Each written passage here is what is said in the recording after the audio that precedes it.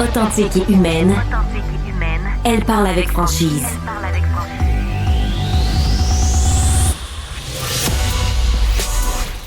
Elle traite l'information avec rigueur et efficacité.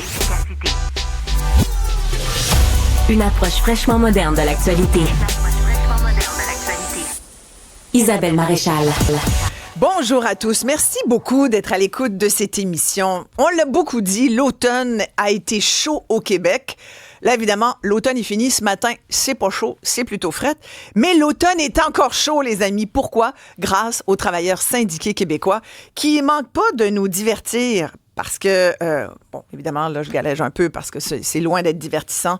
C'est même pas mal inquiétant. Parce que si vous regardez, il y a plusieurs grèves, menaces de grève, moyenne pression qui sévissent au Québec là, depuis les dernières semaines.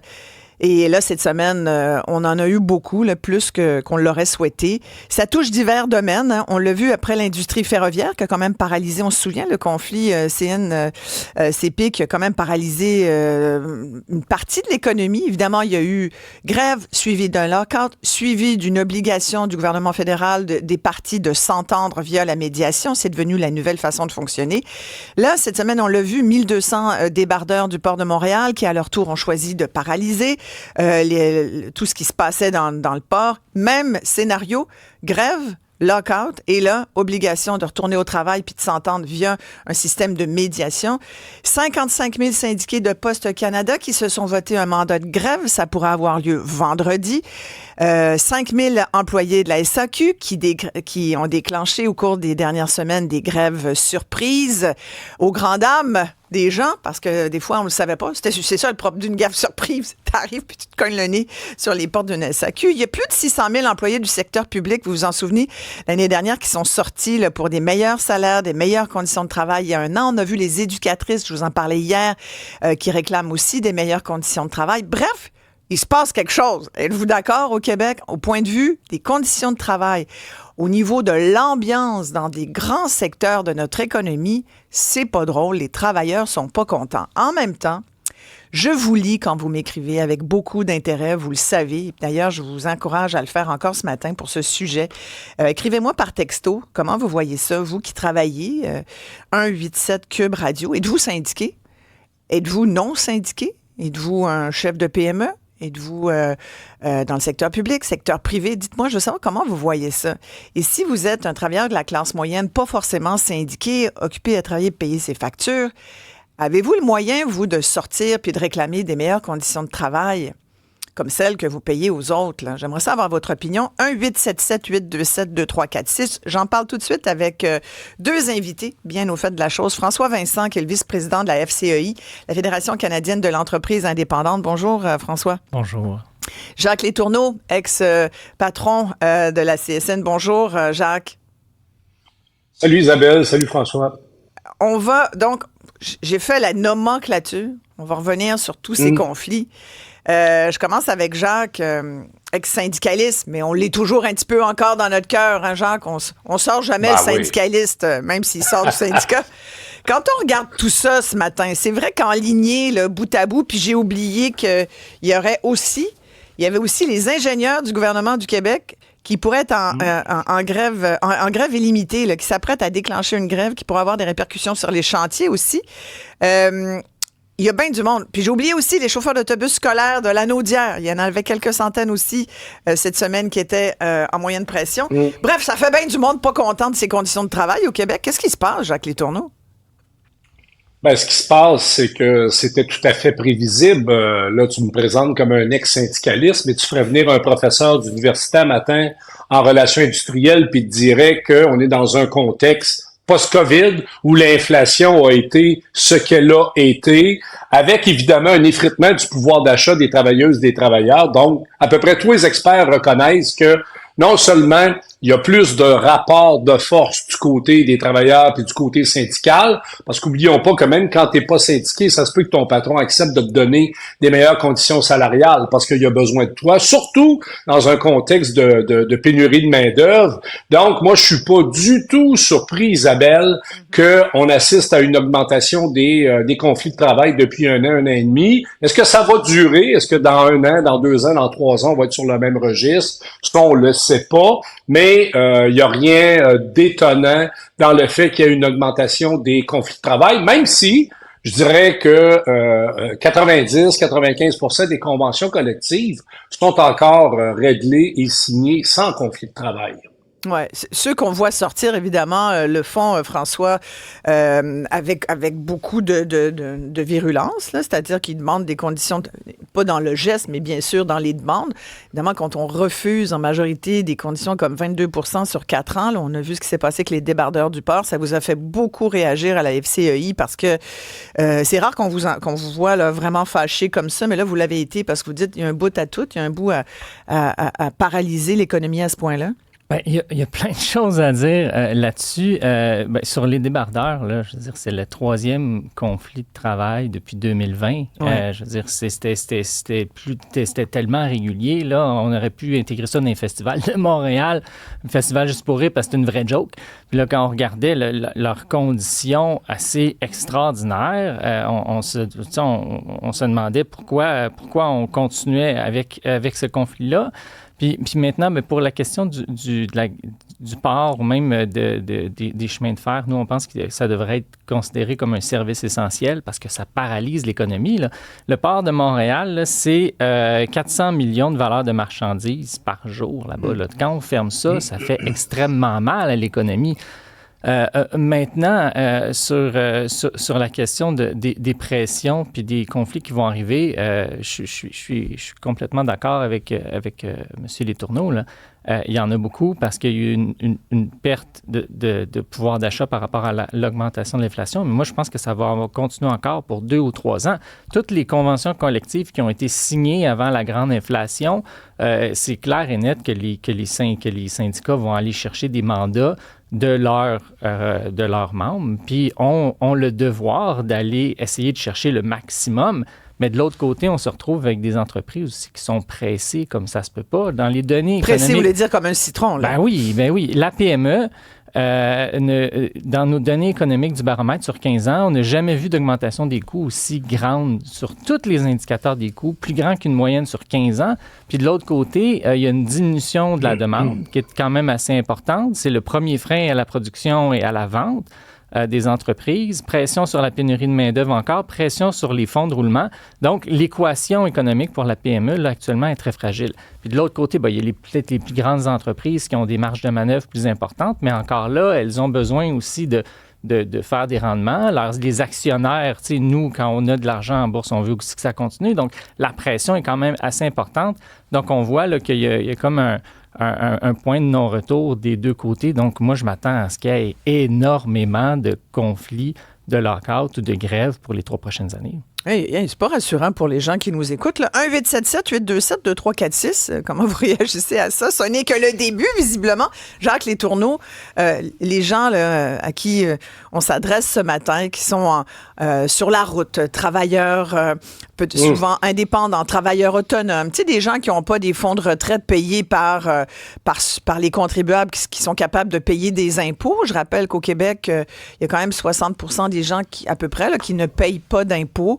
Pour toutes sortes de raisons, parce qu'ils gagnent pas assez d'argent ou parce qu'ils ont des crédits d'impôt, bref, ou parce on a quand même un filet social important ici, mais de plus en plus, ce filet-là est payé par à peu près 40%, on va faire des chiffrons, là, à peu près 40% des citoyens contribuables, travailleurs, et c'est sur ces épaules-là, de ces travailleurs-là, que repose une bonne partie de ce filet social-là et puis de l'économie aussi en partie parce que ce sont des consommateurs et tout.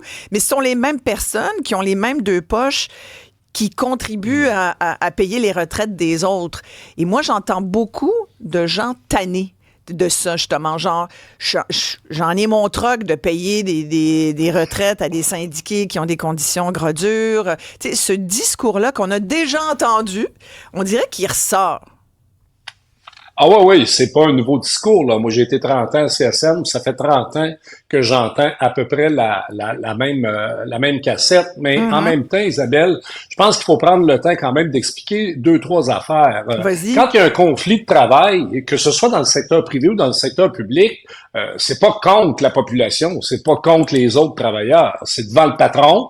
Et quand on décide de faire la grève, ce qui est reconnu, ce qui est un droit, faut pas oublier que jusqu'à la Cour suprême du Canada, on reconnaît le droit de s'associer syndicalement, de négocier une convention collective et aussi de faire la grève, comme les patrons peuvent faire un lock-out, comme dans le port de Montréal. J'y reviendrai d'ailleurs tantôt au port de Montréal, là, sur la question des services essentiels. Mais la grève se fait pas contre les autres et surtout...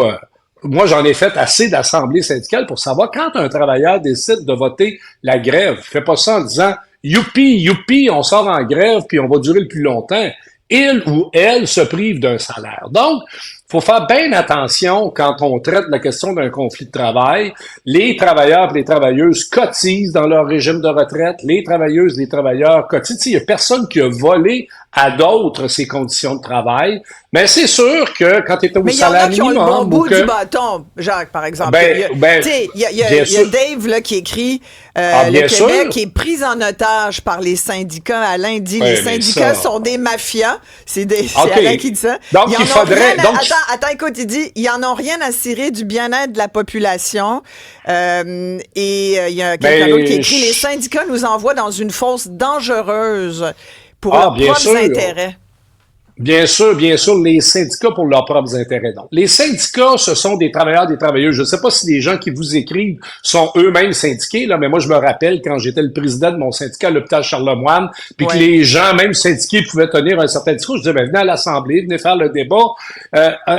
Dans une société de droit, il y a encore des gens à travers le monde qui se font assassiner parce qu'ils veulent créer un syndicat. Lisez les rapports d'Amnesty International ou les rapports du Bureau international du travail.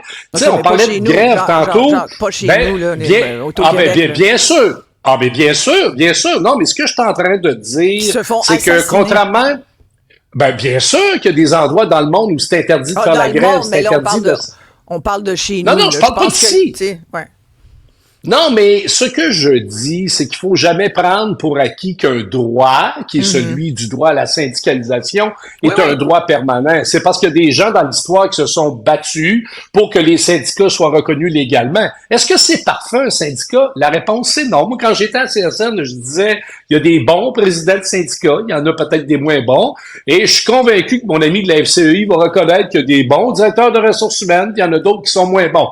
Donc, c'est fait par des humains, là, Isabelle. C'est pas un concept théorique, ça, là. François de la FCEI, là-dessus. Moi, je dirais, je pense qu'on n'est pas dans la même situation que dans d'autres places dans le monde, puis la place syndicale, ici, elle est bien les protéger. Puis je pense que c'est sain aussi. Ils ont toujours été très forts, le syndicat au Québec. Oui, mais ils se sont battus aussi. Là. Les présidents de centrale se sont ramassés en prison dans les années 70. Puis il y a eu un vrai travail. Il y a eu un vrai travail nécessaire. Je pense qu'il faut quand même le dire aussi. Puis pour certaines entreprises, moi, mes membres majoritairement ne sont pas syndiqués parce que c'est des petites entreprises. Donc, quand tu es capable d'avoir un lien direct avec le patron, que tu le vois dans la salle à dîner, c'est plus facile là, d'avoir un milieu de travail qui n'a pas besoin de syndicat. Mais maintenant, quand tu deviens une entreprise qui est plus grande, le syndicat peut être positif pour gérer des conflits ou faire même professionnaliser l'entreprise. Maintenant, ce que je pense, là, ce qui se passe, c'est qu'il y a quand même un ras-le-bas de la population. On le voit, on l'a vu dans les commentaires. Puis, il n'y a aucun syndiqué, je pense, qui fait la grève par plaisir, mais après, ça va avoir des dommages collatéraux. Ça va avoir des dommages collatéraux avec le port quand on freine l'économie ou la chaîne d'approvisionnement. La SAQ, ça va avoir des impacts sur les restaurateurs. La fonction publique, les parents, il y a des travailleurs qui peuvent avoir de la misère à aller travailler parce que là, ils sont ramassés avec leurs enfants à la maison parce qu'ils ne peuvent pas les envoyer à l'école. Puis après ça, oui, il peut y avoir une comparaison par rapport à certains avantages qu'il y a. Puis là, je pense que peut-être de chaque côté, je pense devant les conflits qui vont augmenter, trouver une façon de peut-être penser en dehors de la boîte puis éviter ces conflits-là. Parce qu'au bout de la ligne, oui, c'est le consommateur et c'est les entreprises qui vont payer. Puis de l'autre côté, peut-être revoir là, certains acquis qui sont peut-être plus nécessaire. T'sais, admettons, dans la fonction publique, ben on peut banquer des congés, puis on va partir 1 an avant la retraite parce qu'on n'a pas pris nos congés de maladie. Mais c'est des congés de maladie. Si t'es pas malade, prends-les pas tes congés de maladie. J'ai vu il y a 2 ans, j'analysais le budget de la Ville de Montréal, puis il y avait des créations de postes, je pense, pour le service de l'eau, parce qu'ils avaient négocié dans la convention collective un plancher d'emploi. S'ils n'en ont pas besoin d'avoir tant de staff, pourquoi ils embauchent tant de staff? Donc, je pense qu'il y a du travail à faire de chaque côté. Puis, je comprends qu'il puisse avoir un ras-le-bol de la population, mais maintenant, je pense que c'est important que les travailleurs puissent faire valoir leurs droits. Puis les employeurs aussi. Après ça, c'est de trouver un juste équilibre pour tout le monde. Pour faire mais est-ce que les employeurs ont vraiment le bon bout du bâton? Là? Je pense que dans certains secteurs, comme Jacques Letourneau, quand tu voulais revenir sur la question des débardeurs du port de Montréal, c'est pour ça que la FCEI et d'autres, d'ailleurs, on a entendu Michel Leblanc de la Chambre de commerce de Montréal dire il faut absolument là, que ça soit un service essentiel aussi parce que ça n'a pas de bon sens. Des pertes de 90 millions par jour. Puis pour chaque jour, ça en prend 5 pour repartir la machine. Pendant ce temps-là, les compétiteurs américains, le port de Norfolk ou le port à New York, je veux dire, ils attendent que ça, surtout avec le nouveau président re-elect qui s'en vient. Puis son nouveau gestionnaire de la productivité, Elon Musk, check bien tout à l'heure, ça va fouetter le monde, ça. Puis, tu vois, là, il y avait un sondage léger qui sort ce matin, là, où on dit il y a près de 70% des Québécois qui sont fâchés, en tout cas, qui sont pas satisfaits de l'élection de Donald Trump. Bon, c'est vraiment juste pour donner notre petite opinion là-dessus, parce qu'on n'a pas notre mot à dire, on n'est pas américain, je le rappelle, mais quand même, moi, je prends ça à l'envers, je me dis, il y en a finalement quasiment 1 sur 3 au Québec qui est d'accord et qui serait content, qui aurait peut-être voté pour Donald Trump. Et ça commence à faire du monde, puis il y a 10 ans, on n'aurait peut-être pas eu le même chiffre, tu comprends? Oui, mais il y a 2 sujets quand même. On pourrait débattre longuement de pourquoi Trump a été élu, là, puis c'est pas sans lien avec ce qu'on discute au niveau des conditions. Des gens, puis l'économie, tout à fait. Puis combien il nous reste dans nos poches? Combien il nous reste dans nos poches? Ah, mais bien sûr. Mais bien sûr. Et quand on relie au 20e siècle, puis je veux pas embarquer dans comment on qualifie le régime de M. Trump, extrême droite, fasciste, tout ça. Non. C'est pas ça le débat. Mais il y a quand même une réaction au libéralisme économique. Ça fait 30 ans, l'ouverture des marchés, des localisations des emplois. Écoute, moi, j'ai passé 30 ans à la CSN à gérer la décroissance. Pas compliqué, là. J'ai passé 30 ans comme syndicaliste à gérer des assemblées syndicales de gens insatisfaits parce que les augmentations de salaire n'étaient pas au rendez-vous.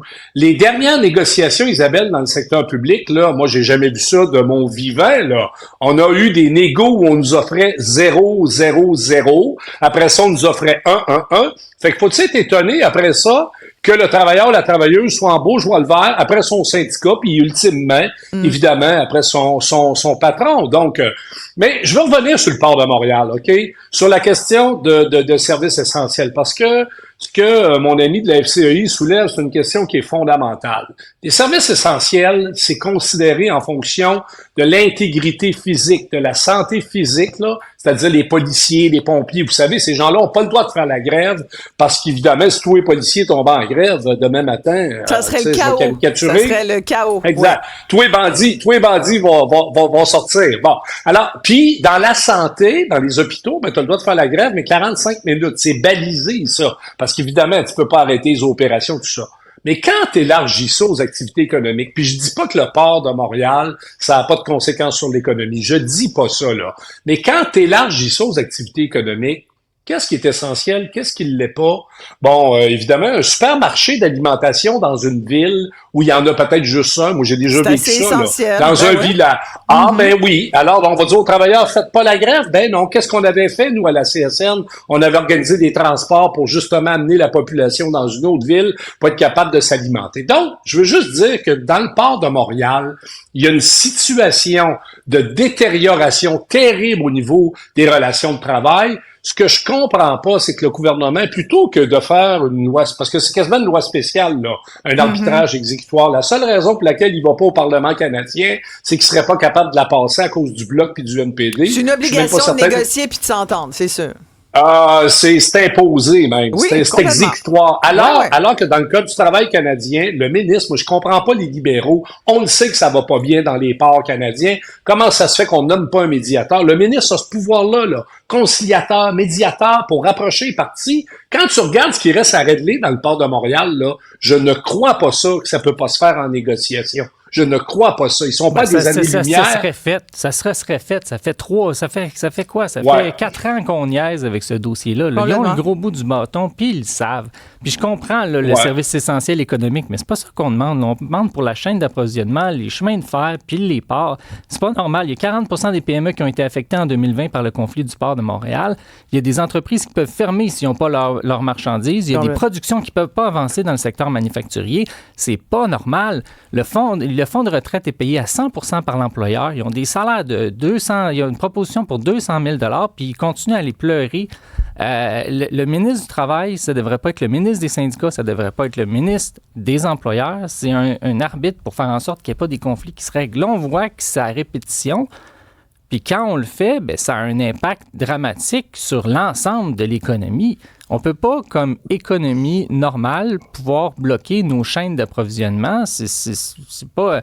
Nous, on ne trouve pas que c'est logique. Ça serait l'équivalent de revivre une pandémie, finalement. Ça veut dire... Finalement, on l'a assez dit pendant la pandémie, blocage, on avait les fameuses chaînes d'approvisionnement, beaucoup de gens n'avaient jamais entendu parler de cette expression-là. Le volume du port a baissé depuis les conflits, ça affecte la réputation internationale du Canada. Donc, à un moment donné, s'ils ne sont pas capables de s'entendre, bien, trouvons des manières puis donnons des outils pour qu'on ne paralyse pas l'économie du jour au lendemain. J'ai Ghislain qui m'écrit, c'est un ancien délégué syndical.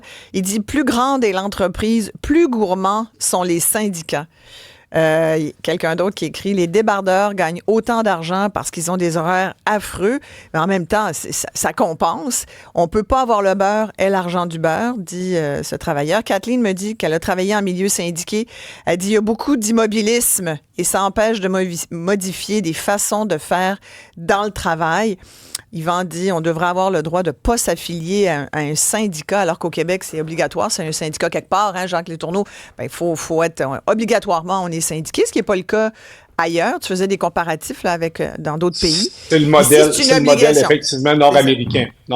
Puis il y a bien des gens qui voudraient pas, mais on fera pas l'étude du syndicalisme ce matin. On veut juste voir les gens là. Moi, je regarde ça, puis d'un point de vue de contribuable. Puis sincèrement, je dois vous dire, c'est fascinant parce que je cherchais hier un porte-parole, pas qui vient du milieu syndical ni de l'entreprise, mais quelqu'un qui parle au nom des contribuables.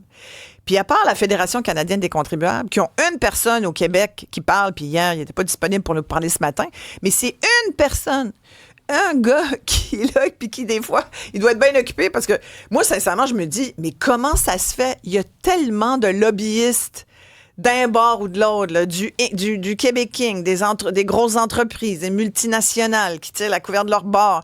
Puis il y en a tellement de porte-parole du côté syndical aussi qui tirent la couverte de leur bord. Mais celui qui est sa couverte, là, c'est le travailleur, le contribuable, qui n'est pas représenté par personne, puis qu'il n'y a pas grand monde qui parle à sa place.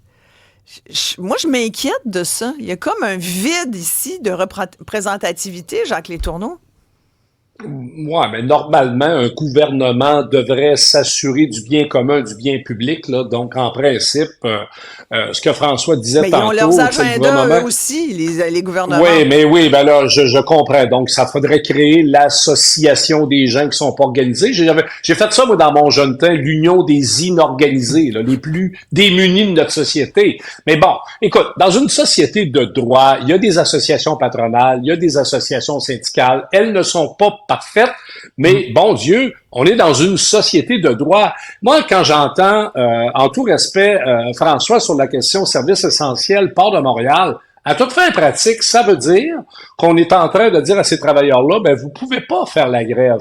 Parce que si on impose cette notion-là de service essentiel, on vient de donner à l'employeur un rapport de force qui est beaucoup plus important. Puis je veux juste rappeler, Isabelle, je veux juste... secteur public où il y a le service essentiel, il y a des très bonnes conditions où il y a des services essentiels, M. Letourneau. moi, je dis pas que les conditions de travail... chambouler la relation des syndicats. Puis il n'y en a pas de job parfaite. Puis oui, ils ont des horaires atypiques, mais ils gagnent des gros salaires. Mon père, il faisait des chiffres de nuit. Il faisait du 3 jours de nuit, 2 jours de congé, 3 jours. Puis c'était pas parfait, sa job, mais il l'avait. Puis je veux dire, il subvenait aux besoins de leur famille, comme les travailleurs. Les travailleurs du sport, ils vont pas se retrouver avec des conditions de misère s'ils sont travailleurs essentiels. Là. Ça, c'est pas... Je suis désolé, je ne dis pas ça. Je parle du droit à la négociation. On va vous donner un exemple voisin, parce que François parlait des ports américains. Isabelle, tu le disais en introduction. Ouais. 39 syndicats dans les grands ports américains ont fait la grève. Le gouvernement américain a refusé d'intervenir en disant « Non, c'est pas de mon domaine d'intervenir. » 3 jours après, il y avait un règlement. 3 jours après, il y avait un règlement. OK, bon, moi, ce que je prend mal ici. On devrait pas se mêler de ça. Je trouve ça inquiétant. Je dis pas que le gouvernement doit pas accompagner, mais là, ce qu'il fait, c'est qu'il ordonne un arbitrage exécutoire et il avantage l'employeur. C'est juste ça que je dis. Mm-hmm. François, la FCI? Ben, je pense pas que ça peut continuer comme ça. Nous, on croit que ça devrait être un service essentiel parce qu'il y a eu trop de blocages dans les dernières années. Puis c'est pas normal qu'à chaque année, on doit revivre le même cauchemar. Mais c'est pareil avec la SAQ. Post Canada, idem. Post Canada, je veux dire, c'est des salaires de plus de 50 000 $. C'est du à peine 40 heures semaine. Là. C'est du... J'ai ici leurs conditions. C'est quand même pas si mal dès l'entrée. Ça reste un travail. Je veux dire, il n'y a personne qui se tue au travail non plus. Là, je comprends dans certains secteurs de l'économie, là, les monteurs de lignes d'hydro là, qui ont le dos pété au bout d'un certain nombre d'années quand tu travailles dehors, dans des conditions extrêmement difficiles. Bon, les débardeurs, je peux comprendre, mais il y a un moment donné, on a parlé de salaire de 200 000 $. Bon, il y en a qui disent c'est pas ça que je gagne moi, mais comme débardeur. Mais sincèrement, c'est des conditions très enviables. Avez-vous, vous, le chiffre, François Vincent, la FCI, là, de combien gagne un débardeur? Ou peut-être c'est 171 000 $, mais la proposition employeur disait que ça faisait monter à 200 000 $. Mais au-delà de ça, c'est sûr que tout travailleur va vouloir augmenter ses conditions personnelles. Toute entreprise va vouloir faire des rendements pour être capable de prospérer, de grandir ou juste de rester en vie. Les syndicats ont le mandat aussi de faire valoir la voix des travailleurs. Là, maintenant, ce qui va être important, là, parce qu'il va y avoir plusieurs conflits, c'est d'assurer de regarder aussi autour, puis l'impact que ça va avoir sur la collectivité, puis pas perdre justement là, cette confiance-là de l'ensemble de la population. Puis, tu sais, sur l'histoire, là, ça va être un clignement d'yeux. Là. Ça va être comme dans les 3-4 prochaines années, puis après, on va pouvoir regarder. Tu sais, on était capable de passer à travers les années 70, les années 80. Ça a été des gros chocs pour l'économie, pour les travailleurs. Ce que vous dites, François Vincent de la FCI, c'est que vous dites, est-ce qu'il y a quelqu'un qui va penser... Il faudrait peut-être nous ramener tous sur la réalité, puis penser aux travailleurs moyens qui n'est pas forcément syndiqué, qui n'a pas forcément une entreprise, mais qui travaille, puis mais qui paye des impôts. Moi, c'est à cette personne-là que je pense, le travailleur de la classe moyenne. Les gens qui négocient aussi, mais c'est dur aussi. Tu sais, je veux dire, admettons, le syndicat accepte l'offre de... Y a-tu quelqu'un qui se dit dans les meetings de syndicats, là, mettons, y a-tu quelqu'un qui dit hey, 22 % sur 4 ans, les boys, ça n'a pas de bon sens de demander ça? Non, mais après ça, eux autres, il faut qu'ils le vendent à leur assemblée. Là. Si, admettons, l'employeur, l'exécutif syndical signe trop vite puis se faire virer par ses membres, c'est pas mieux. Fait que, ils sont dans une position pas évidente non plus, les représentants. Non, mais c'est parce que... Vas-y, Jacques, ouais. Oui, non, mais peut-être rapidement, là. C'est parce que là, évidemment, on parle des salaires des gens dans le port de Montréal, des salaires qui ont été négociés en passant et l'employeur a signé la convention collective avec le syndicat. Ouais. C'est pas juste le syndicat. Bon. Mais quand j'étais président de la CSN, et François le sait très bien, la majorité des travailleurs syndiqués au Québec gagnent pas 150 000 par année, là. Donc, pas 100 000 par année. Voilà. Donc, le salaire... Les femmes contribuent beaucoup à baisser la moyenne, vu qu'on les paye pas bien. Alors, le salaire médian, là, quand j'étais à la CSN, ça tournait autour de 45-50 000 pour des travailleurs syndiqués au Québec. Donc, quand on parle de la classe moyenne, là, des gens qui ont l'impression de pas s'enrichir, de s'appauvrir, on parle pas des gens qui sont à l'extérieur nécessairement d'un syndicat. Ils sont dans un marché d'alimentation, dans un centre d'accueil, dans un hôpital, dans un CPE. Tout à fait. Maintenant, moi, je vais continuer, même s'il y a des conséquences puis des dommages, même à l'activité économique, il y en a toujours eu des dommages puis des conséquences. Sinon, les gens ne feraient pas la grève, là. Tu sais, je veux dire, si tu fais la grève, c'est parce que ça shake l'employeur devant toi, puis bon. Alors ça, dans une société de droit, moi, je vais toujours défendre ce principe légitime qui est celui de se donner un syndicat, de négocier une convention, puis de faire la grève. Après ça, si un gouvernement peut accompagner dans une médiation, dans une conciliation, regarde la FIC, là, le dernier règlement de la FIC n'a pas fait la grève, il y a eu une médiation, c'est la proposition du médiateur qui est allée en Assemblée. Bon, ça n'a pas été voté super fort, fait que ça te donne une idée de l'écœurant titre des infirmières, mais ça l'a quand même, dans ce cas-là, évité le conflit de travail. On doit terminer là-dessus, mais je veux juste vous dire le texto de Sylvain. Il dit, quand tu t'engages au port de Montréal, tu connais les conditions de travail, pourquoi tu brailles après sur ces conditions-là? Il y a Claude aussi qui dit, j'ai été syndiqué les 40 dernières années, j'en ai jamais eu besoin là, de faire la grève, mais juste le fait d'avoir été syndiqué, ça m'a sauvé d'une mise à pied. J'avoue tout de même que dans le milieu, il y a des syndicalistes et il y a des syndicaleux. Comme il y a des bons patrons et des mauvais patrons. Complètement. Ça, je veux dire, bon.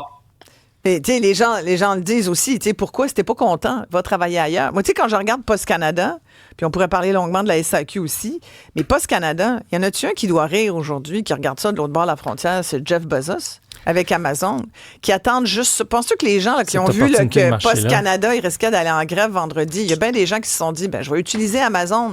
Fait qu'il y a comme une déconnexion, je trouve, avec la réalité. Oui, mais les gens se comparent, et comme moi j'ai déjà essayé ça dans des assemblées syndicales, dire à des gens, sachez que 90%, mais les gens ne se comparent pas aux autres, ils se comparent à leurs propres conditions. Et ça, c'est dans tous les milieux, c'est sociologique comme principe. C'est bien plate, mais on pourrait dire à quelqu'un, oui, mais toi, tu gagnes tant, mais c'est parce qu'il y en a une majorité qui gagne moins. Il va te dire, ouais, mais moi, je l'ai négocié, le patron me l'a donné, puis l'inflation m'atteint comme toutes les autres. Puis je vais en demander encore plus parce qu'il va être obligé de m'en préserver donner. mon pouvoir d'achat. Il va demander de préserver son pouvoir d'achat. Espérons que les différents partis, les patrons puis les syndicats se parlent, qu'on ait des ententes signées sans conflit de travail parce que ça a des impacts sur les PME, sur les citoyens. Il devrait en avoir devant nous, mais il ne faut jamais perdre. Oui, on va regarder le court terme, nos conditions à nous, mais il ne faut pas perdre, je pense, le big picture par rapport à ça, parce qu'on a besoin... ça affecte tout le monde. Ça affecte tout le monde, affecte la population. Là. Merci beaucoup, François Vincent, vice-président de la Fédération canadienne de l'entreprise indépendante. Jacques Letourneau, merci beaucoup, Jacques, ex-patron de la CSN. Merci d'avoir pris le temps de nous expliquer tout ça. On a retenu qu'il y aura d'autres conflits de travail, fait qu'attachez votre tuque avec la broche, les amis. Si vous êtes tannés, ça fait juste commencer. L'automne est chaud. L'hiver qui s'en vient risque de l'être, mais après ça, il y aura le printemps. C'est-tu assez fabuleux? On s'arrête ici. Très courte pause. On revient tout de suite après avec Fred Bastien.